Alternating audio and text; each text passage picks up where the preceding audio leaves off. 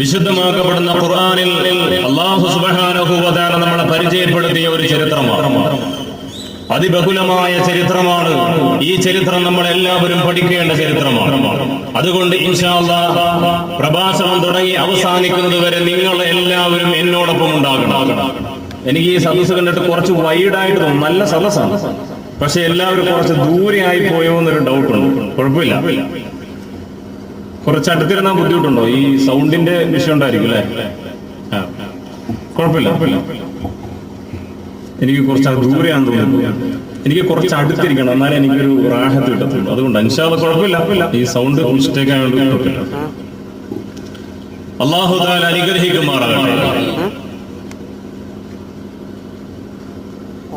വിശുദ്ധമാക്കപ്പെട്ട ഖുർആൻ സൂറത്തുൽ കഹ്ഫിൽ കൂടി അല്ലാഹു സുബ്ഹാനഹു വ തആല നമുക്ക് പരിചയപ്പെടുത്തുന്നതായ ഒരു ചരിത്രമാണ് നിങ്ങളുടെ മുന്നിൽ ഞാൻ വെക്കുന്നത്. എല്ലാ ആഴ്ചയിലും നമ്മൾ ഓതാറുള്ള സൂറത്തുൽ കഹ്ഫ് എല്ലാവരും ഓതാറുണ്ടായിരിക്കാം. പള്ളിയിലൊക്കെ നേരത്തെയുള്ള കാക്കന്മാരൊക്കെ, നമ്മുടെയൊക്കെ പ്രായമുള്ള ഉപ്പാപ്പന്മാരൊക്കെ പള്ളിയിൽ വന്നിട്ട് ജുമയുടെ സമയത്ത് ജുമയേക്കാൾ നേരത്തെ വന്നിട്ട് സൂറത്തുൽ കഹ്ഫ് ഓതും. ഇല്ലെങ്കിൽ വെറുതെയെങ്കിലും മുസാഫ് ഇങ്ങനെ മറിച്ചെങ്കിലും നോക്കുന്ന നമ്മുടെ ഉപ്പാപ്പന്മാരൊക്കെ കടന്നുപോയി. പ്രായമുള്ളവരെ കൊണ്ടാണ് ദുനിയാവ് നിൽക്കുന്നതെന്ന് ആദരവായ റസൂലുള്ളാഹി. അതുകൊണ്ട് പ്രായമുള്ളവരെ നമ്മൾ എപ്പോഴും ബഹുമാനിക്കണം. ഇൻഷാ അല്ലാഹ് എന്റെ വിഷയത്തിലേക്ക് ഞാൻ കടക്കുകയാണ്. അല്ലാഹു സുബ്ഹാനഹു വ തആല വിശുദ്ധമാക്കപ്പെട്ട ഖുർആനിൽ കൂടി പറഞ്ഞു തന്ന ചരിത്രമാണ് ആദ്യമായിട്ട് ഞാൻ പറയുന്നത്. ആ ചരിത്രത്തിൽ കൂടി നമുക്ക് കടക്കാം, നമ്മുടെ വിഷയത്തിലേക്ക് കടക്കാം. അല്ലാഹു തആല തൗഫീഖ് നൽകുമാറാകട്ടെ. സൂറത്തുൽ കഹ്ഫിൽ കൂടി അല്ലാഹു സുബ്ഹാനഹു വ തആല നമുക്ക് പരിചയപ്പെടുത്തുന്നതായ ഒരു ചരിത്രമുണ്ട്. ഒരു പറ്റം യുവാക്കളെ കുറിച്ചാണ് ആ ചരിത്രത്തിൽ പറയുന്നത്. ഒരു പറ്റം യുവാക്കളുടെ ചരിത്രമാണ് അതിൽ പറയുന്നത്. അതിൽ 7 പേരാണെന്ന് പറയപ്പെടുന്നുണ്ട്. ആ 7 പേരുടേതായ ചരിത്രമാണ് നമ്മളെ പരിചയപ്പെടുത്തി തരുന്നത് സൂറത്തുൽ കഹ്ഫിൽ കൂടി. എന്താ സംഭവം എന്നറിയുമോ? ബഹുമാനപ്പെട്ട ഈസാ നബി അലൈഹി സ്വലാത്തു വസ്സലാമിന്റെ കാലഘട്ടത്തിന് ശേഷം ഒരുപാട് കാലം ഇങ്ങോട്ട് മാറി മറിഞ്ഞു പോയി. അങ്ങനെ രാജഭരണം ഉണ്ടായപ്പോൾ അവിടെ ഒരു രാജാവ് വന്നു, ദഖിയാനോസ് എന്ന് പറയുന്ന രാജാവ് അവിടെ ഭരിക്കാൻ വേണ്ടി വന്നു. എല്ലാവരും ശ്രദ്ധിച്ചിരിക്കണം. മൈക്കിന് മുഴക്കം കൂടുതലുണ്ടോ? മൈക്കിന് മുഴക്കം കൂടുതലുണ്ടോ? ചെറുതായിട്ടൊന്ന് മാറ്റി ഒന്ന് ക്ലിയർ ആക്കി, ഇല്ലെങ്കിൽ ഞാൻ പറയുന്നത് ചിലപ്പോൾ തിരിയാതെ പോയി.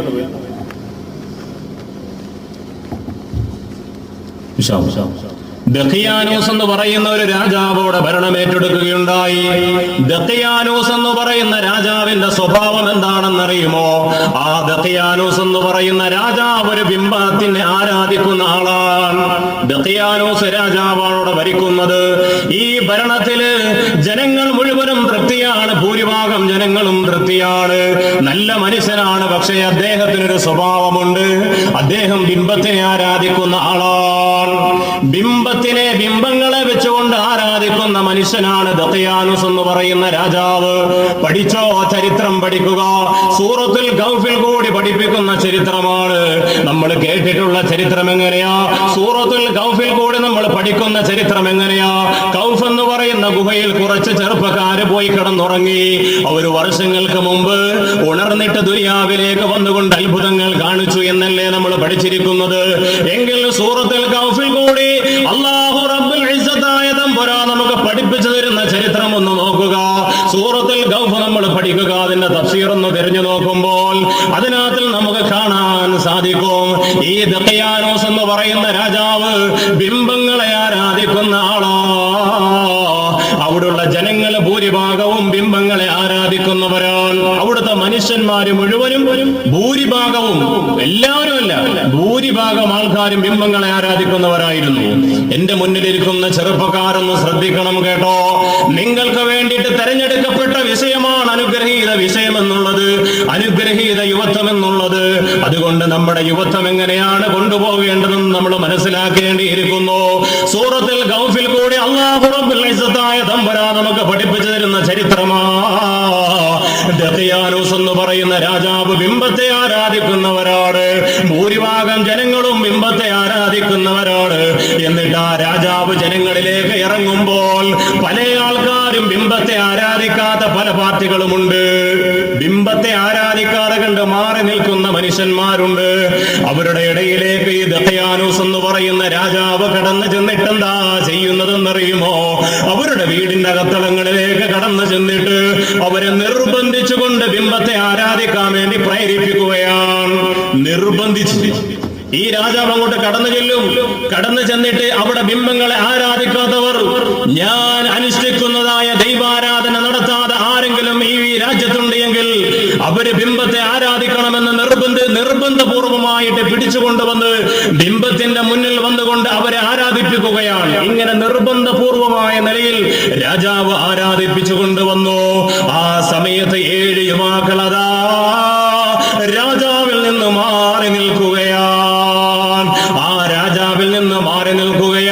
ആ യുവാക്കളുടെ മനസ്സ് മന്ത്രിക്കുകയാണ്. ആ യുവാക്കള് ഒരു പറ്റം 7 യുവാക്കൾ മാറി നിന്നു. 7 യുവാക്കൾ മാറി നിന്നു. അവരുടേതായ മനസ്സിന്റെ അകത്തളങ്ങളിൽ എന്താ ഉള്ളതെന്നറിയുമോ? അവരുടെ മനസ്സിൽ ഒരിക്കലും ബിംബത്തെ ആരാധിക്കാൻ അവർ ആഗ്രഹിച്ചിരുന്നില്ല. കാരണം എന്ത്?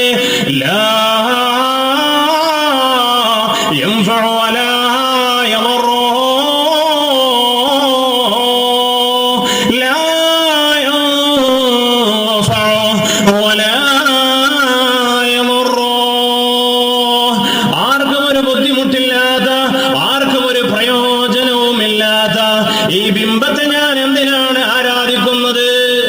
ആർക്കും ഒരു ബുദ്ധിമുട്ടുമില്ല, ആർക്കും ഒരു പ്രയോജനവുമില്ല.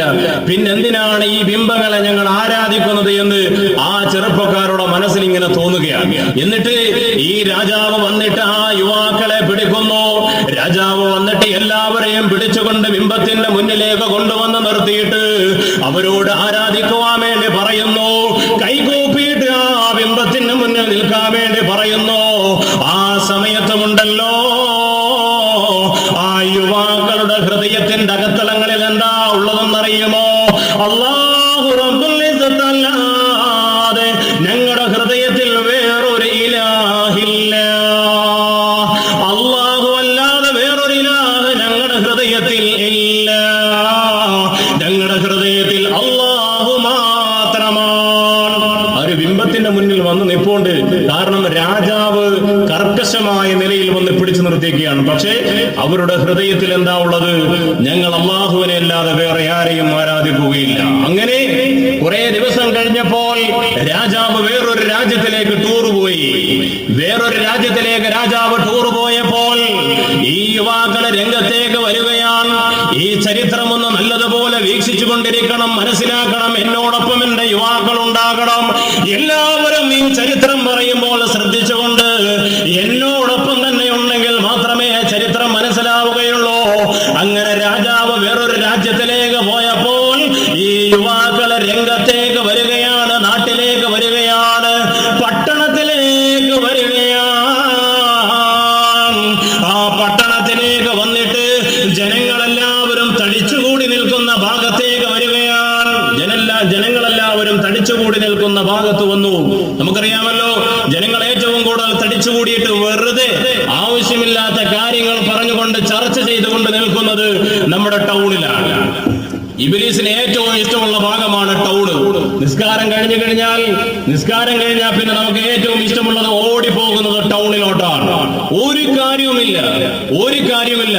നിസ്കരിക്കുന്ന സമയത്ത് പോലും നമ്മുടെ കൽബിൽ ടൗണിൽ പോകണമെന്നാണ് നമ്മുടെ ആഗ്രഹം. ഒരു പ്രയോജനവുമില്ല. എങ്കിൽ തന്നെയും നമ്മൾ ടൗണിൽ പോവുകയാണ്. എന്തിനാണ്? അതവിടെ നിൽക്കട്ടെ, നമ്മുടെ വിഷയത്തിലേക്ക് കടക്കാം. അങ്ങനെ യുവാക്കൾ ടൗണിലേക്ക് വരുന്നു. അവിടുള്ളതായ ജനങ്ങൾ ഒരുമിച്ച് കൂടുന്ന ഭാഗത്തേക്ക് വന്നിട്ട് ഈ കുട്ടികൾ പറയുന്നു, യുവാക്കൾ പറയുന്നു,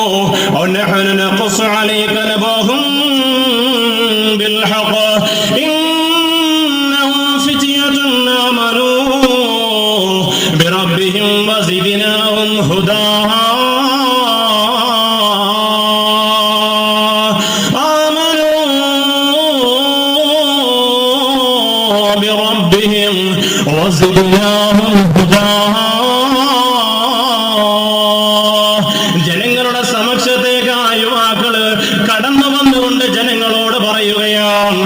അവരുടെ ഹൃദയത്തിന്റെ അകത്തളങ്ങളിൽ അല്ലാഹുവിനോടുള്ള ഈമാൻ ഇങ്ങനെ വർദ്ധിച്ചു വന്നു. വസിദ്നാഹും ഹുദാ വസിദ്നാഹും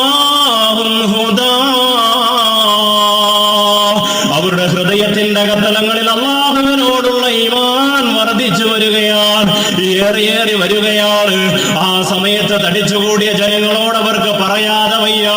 ഈമാൻ അധികരിച്ചു വന്നപ്പോൾ അവരുടെ മുന്നിൽ നിൽക്കുന്ന ജനങ്ങളോട്, ബിംബങ്ങളെ ആരാധിക്കുന്ന ജനങ്ങളോട് അവർക്ക് ഇലാഹിനെ കുറിച്ച് പറയാതെ വയ്യ. അവര് പറയാൻ വേണ്ടി പോവുകയാണ്.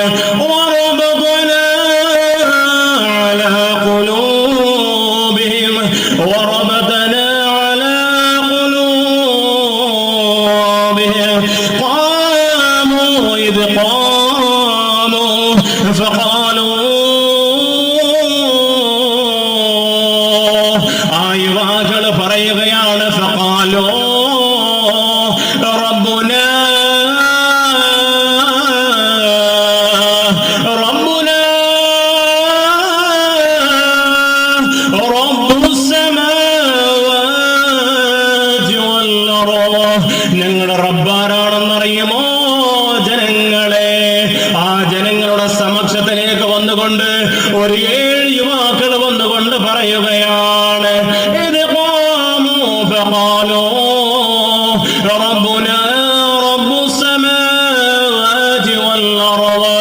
ഈ ആകാശഭൂമികളെ മുഴുവനും പടച്ചുകൊണ്ട് സംരക്ഷിക്കുന്ന രാജസയ്യിദായ തമ്പുരാനുണ്ടല്ലോ. ഓ ജനങ്ങളെ, ഒരുമിച്ച് കൂടിയ ജനങ്ങളോട് പറയുകയാണ്, നിങ്ങൾക്ക് ഭക്ഷണം തരുന്ന, വെള്ളം തരുന്ന, ജീവൻ തരുന്ന, നിങ്ങളുടെ ശരീരത്തെ സൗന്ദര്യപൂർണമാക്കി എടുത്തിരിക്കുന്ന, നിങ്ങളുടെ കുടുംബത്തിന് കരുണ ചെയ്യുന്ന, കാരുണ്യം ചെയ്യുന്ന, നിങ്ങൾക്ക് മനോഹരമായ സന്താനങ്ങളെ തന്ന, നിങ്ങളുടെ കുടുംബത്തിന് എല്ലാ വിധത്തിലുമുള്ള ഐശ്വര്യം പ്രദാനം ചെയ്ത, ഈ ലോകത്തെ മുഴുവനും പടച്ചുകൊണ്ട് സംരക്ഷിക്കുന്ന, സൂക്ഷ്മ നിരീക്ഷണത്തിൽ വെച്ചാൽ പോലും കണ്ടുപിടിക്കാൻ പറ്റാത്ത സൂക്ഷ്മമായ ജീവികളെ പോലും പടച്ചിരിക്കുന്ന രാജസയ്യിദായ മാലിക്കുൽ മുലൂക്കായ റബ്ബുണ്ടല്ലോ. ആ റബ്ബാണ് ഞങ്ങളുടെ ഇലാഹ്, ആ റബ്ബാണ് ഞങ്ങളുടെ ഇലാഹ്. അതുകൊണ്ട് നിങ്ങൾ ആരാധിക്കുന്ന ബിംബങ്ങളൊന്നും ഞങ്ങൾക്ക് വേണ്ടേ വേണ്ട,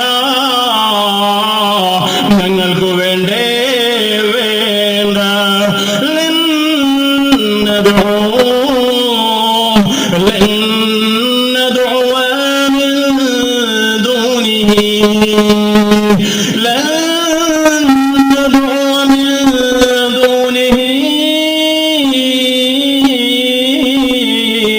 അല്ലാഹുവിനെ കൂടാതെ ഞങ്ങൾ ഒരാളെയും ഒരു ഇലാഹിനെയും ഞങ്ങൾ ആരാധിക്കുകയില്ല.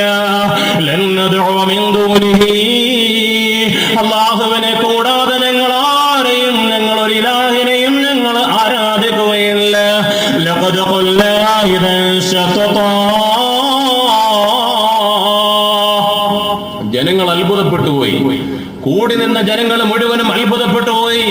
ഈ യുവാക്കള് സിംഹം ഗർജിക്കുന്നത് പോലെ ഒച്ച വെച്ചുകൊണ്ട് പറയുന്നു, ഞങ്ങളുടെ റബ്ബ്, നിങ്ങൾ ആരും ആരാധിക്കുന്ന ഇലാഹല്ല ഞങ്ങളുടെ റബ്ബ്. ഈ ലോകത്തെ മുഴുവനും പടച്ച് സംരക്ഷിച്ച് നിങ്ങൾക്ക് വേണ്ടിയിട്ട് വായുവും ജലവും ലവണവും എല്ലാം തരുന്ന അല്ലാഹു റബ്ബുൽ ഇസ്സത്തായ തമ്പുരാനാണ് ഞങ്ങളുടെ റബ്ബ് എന്ന് യുവാക്കൾ ഒച്ചത്തിൽ അങ്ങോട്ട് പറഞ്ഞപ്പോൾ ഇവർ അത്ഭുതപ്പെട്ടു പോയി. ജനങ്ങളെല്ലാവരും അത്ഭുതപ്പെട്ടു പോയി. ജനങ്ങളെല്ലാവരും അത്ഭുതപ്പെട്ടു പോയി. അങ്ങനെ യുവാക്കൾ ഒരു കാര്യം തീരുമാനിച്ചു. ഈ യുവാക്കൾ എന്താ ഒരു കാര്യം തീരുമാനിക്കുകയാണ്. ഇവര് 7 പേരും കൂടെ കൂടിയിട്ട് പറഞ്ഞു, നമുക്കിനി ഇവിടെ നിൽക്കണ്ട, നമുക്കിനി ഇവിടെ നിൽക്കണ്ട. കാരണം എന്താ? ഇവർ മുഴുവനും ബിംബങ്ങളെ ആരാധിക്കുന്ന വഴി പിഴച്ചു പോയ ആൾക്കാരാണ്. അതുകൊണ്ട് ഇനി നമുക്ക് ഇവിടെ നിൽക്കണ്ട, നമുക്ക് വേറെ സ്ഥലം നോക്കാം. വിശുദ്ധ ഖുർആൻ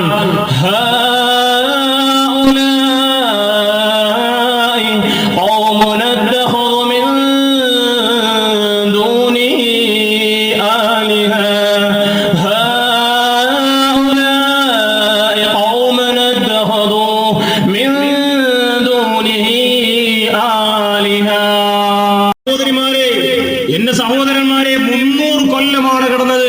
എന്നിട്ട് പോലും അവർക്ക് തോന്നിയത് ഇപ്പം കൂടെ കിടന്നിട്ടേ ഉള്ളൂ എന്നാണ്. സുബ്ഹാനല്ലാഹ്, സുബ്ഹാനല്ലാഹ്. ജീവിതത്തെ കുറിച്ച് അനാവശ്യമായി ചിത്രീകരിച്ചുകൊണ്ട് ബർസഖി ജീവിതത്തെ വിശ്വസിക്കാതെ കണ്ട് നടക്കുന്നവരുണ്ട്. എങ്ങനെ ചിന്തിച്ചു നോക്കുക.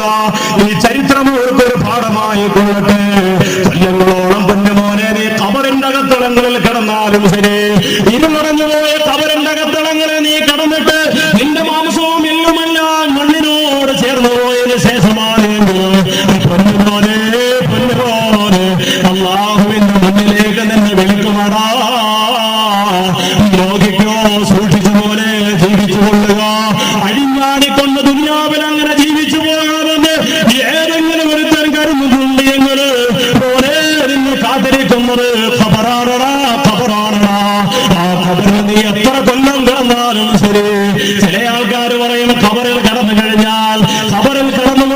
മാംസം മുഴുവനും അലിഞ്ഞു ചേർന്ന് മണ്ണിനോട് പോയി കഴിഞ്ഞാൽ പിന്നെ എങ്ങനെയാണോ നമ്മളെ പുനർജീവിപ്പിക്കുന്നത് എന്ന് പല ആൾക്കാർക്കും തെറ്റിദ്ധാരണയുണ്ടെങ്കിൽ ഈ 300 കൊല്ലത്തോളം അല്ലാഹു സുബ്ഹാനഹു വ തആല ശരീരത്തെ നശിപ്പിക്കാതെ കണ്ട് കിടത്തിയിറക്കിയ അസ്ഹാബുൽ കഹ്ഫിന്റെ ചരിത്രമൊന്ന് പഠിച്ചു. മാത്രമല്ല മുന്നോരെ നീ ഒന്നുമല്ലാതിരുന്ന കാലഘട്ടങ്ങളില്, ഈ ദുനിയാവില്ലാത്ത കാലത്തില്, ഈ ഭൂമിയിലെ മറ്റുള്ള ഗോളങ്ങളില്ലാതെ ഒന്നുമില്ലാതിരുന്ന കാലത്തിൽ നിന്നും എല്ലാം അല്ലാഹു തആല ഉണ്ടാക്കിയില്ലേ. അതുകൊണ്ടല്ലേ അല്ലാഹു തആല പറയുന്നത്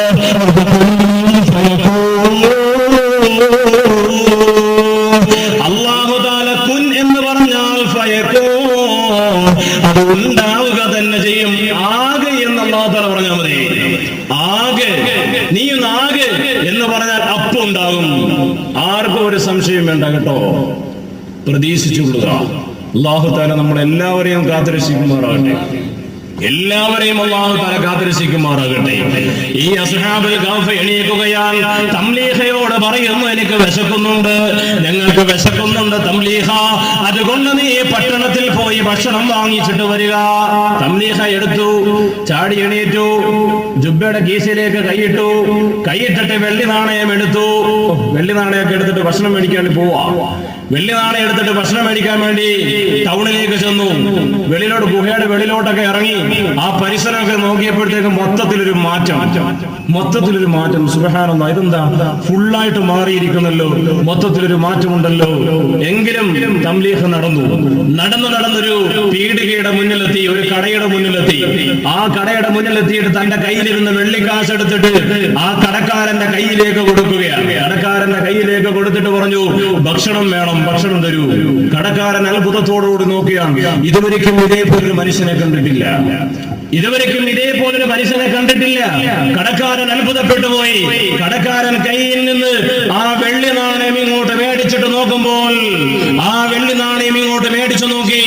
അത്ഭുതപ്പെട്ടു പോയ കടക്കാരൻ ആ വെള്ളി നാണയത്തിൽ ദഖിയാനൂസിന്റെ പടമാണ്. ദഖിയാനൂസ് എന്ന് പറഞ്ഞാൽ 300 കൊല്ലത്തിന് മുമ്പുള്ള രാജാവിന്റെ പടമാണ് ആ വെള്ളി നാണയത്തിലുള്ളത്. കടക്കാരൻ അത്ഭുതപ്പെട്ടു പോയി. കടക്കാരൻ ബഹളമുണ്ടാക്കി. ജനങ്ങളെല്ലാവരും ഒത്തൊരുമിച്ചുകൂടി. ആ ടൗണിലേക്ക് ജനങ്ങളെല്ലാവരും ഒരുമിച്ചുകൂടി. ആ കടക്കാരൻ സംഭവങ്ങളെല്ലാം പറഞ്ഞു കൊടുത്തപ്പോൾ തംലീഹയും കൊണ്ട് ജനങ്ങളെല്ലാം രാജാവിന്റെ സദസ്സിലേക്ക് പോവുകയാണ്. തംലീഹയും കൊണ്ട് രാജാവിന്റെ സദസ്സിലേക്ക് എല്ലാവരും കൂടി പോവുകയാണ്. അങ്ങനെ രാജാവിന്റെ മുന്നിലെത്തി. രാജാവ് കാര്യങ്ങളെല്ലാം തിരക്കിയപ്പോൾ തംലീഹ കാര്യങ്ങളെല്ലാം വിശദീകരിച്ചു കൊടുത്തു. ആ സമയത്ത് രാജാവ് പറയുന്നു, റബ്ബി അല്ലാഹ്, അൽഹംദുലില്ലാഹ്, അല്ലാഹുവേ, ഞാൻ ദുആ ചെയ്തതുപോലെ ആ ദുആയ്ക്ക് നീ ഇജാബത്ത് തന്നല്ലോ റബ്ബേ. ആ രാജാവുണ്ടല്ലോ, ബൈദറൂസ് രാജാവ് സന്തോഷം കൊണ്ട് തുള്ളിച്ചാടി. എന്നിട്ട് ബൈദറൂസ് രാജാവ് ആ തംലീഹയും കൊണ്ട് ഗുഹയിലേക്ക് പോവുകയാ. ആ 7 യുവാക്കളെ ഒന്ന് കാണാം. അല്ലാഹു തആലയുടേതായ സാമീപ്യം തേടിയ, അല്ലാഹു തആല അനുഗ്രഹിച്ചതായ യുവാക്കളെ കാണാൻ വേണ്ടി പോവുകയാണ്. അങ്ങനെ തംലീഹയുമായിട്ട് കൊട്ടാരത്തിൽ നിന്ന് ഗുഹയിലേക്ക് പോവുകയാണ്. ആ യുവാക്കൾ ഇരിക്കുന്ന ഗുഹയിലേക്ക് പോവുകയാണ്. ആ ഗുഹയിൽ പോയിട്ട് യുവാക്കളെ കാണുന്നു. ആ യുവാക്കളെ തന്റെ ശരീരത്തിലേക്ക് പിടിച്ചിട്ട് ആലിംഗനം ചെയ്യുന്നു. സുബ്ഹാനല്ലാഹ്. എന്നിട്ട് ബൈദറൂസ് രാജാവോട് ശുക്രിന്റെ സുജൂദ് ചെയ്യുന്നു. കൂടി നിന്ന് ജനങ്ങളെല്ലാം അത്ഭുതപ്പെട്ടു പോയി. ഇതെന്തൊരവസ്ഥയാണ്, 300 കൊല്ലത്തോളം കിടന്നുറങ്ങുകയോ, 300 കൊല്ലത്തോളം അല്ലാഹു തആല കിടത്തുറക്കിയോ. എന്തൊരത്ഭുതമാണ്. ആ ബൈദറൂസ് രാജാവിന്റെ രാജ്യത്തില് ബിംബങ്ങളെ ആരാധിച്ചിരുന്നവരുണ്ടല്ലോ, അവർ മുഴുവനും ബിംബങ്ങളെ തൂത്തുവാരി എറിഞ്ഞിട്ട് ഇലാഹിന്റെ വഴിയിലേക്ക് കടന്നു വരികയാണ്. ഈ ഭൂഖണ്ഡത്തിൽ ഒരുമിച്ച് ചേരിയതായ യുവാക്കളോടൊക്കെ പറയാനുള്ളത്,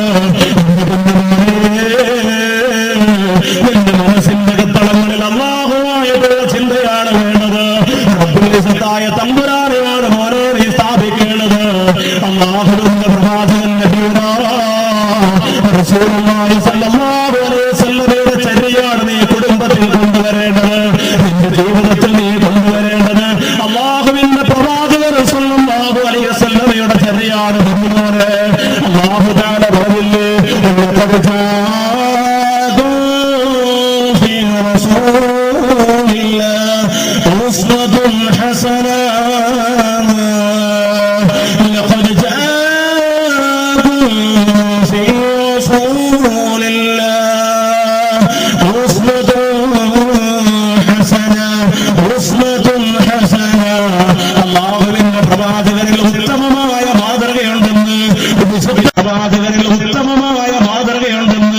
വിശുദ്ധമാക്കപ്പെട്ട ഖുർആൻ പഠിപ്പിച്ചു വരികയാണ്. അതുകൊണ്ട് അല്ലാഹുവിൻ്റെതായ സാന്നിധ്യമുണ്ടെങ്കിൽ അല്ലാഹു